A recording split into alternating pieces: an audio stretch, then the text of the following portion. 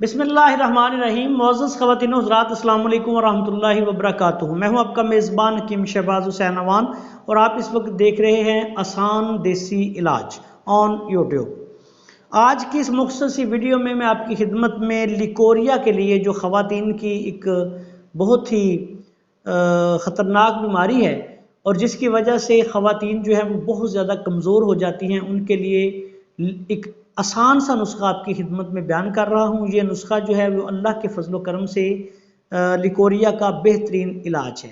इसमें आपने सबसे पहले लेनी है लुध पठानी 50 ग्राम। लुध पठानी जो है ये एक दवाई होती है, एक छिलका सा होता है, एक पंसारी की दुकान से मिल जाता है, 50 ग्राम। उसके बाद आपने समुंदर सोख लेनी है 50 ग्राम। उसके बाद आपने बेख बदारा लेना है 50 ग्राम। उसके बाद आपने कूजा मिश्री लेनी है 50 ग्राम। ये तमाम चीज़ें 50-50 ग्राम लेके इनको बारीक पीस लें और 1 चम्मच सुबह 1 चम्मच शाम खाली पेट दूध के साथ ये 2 हफ्ता से लेके 4 हफ्ता तक इस्तेमाल करवा दें। अल्लाह के फजल करम से लिकोरिया और लिकोरिया की वजह से होने वाले तमाम मसाइल का खात्मा हो जाएगा।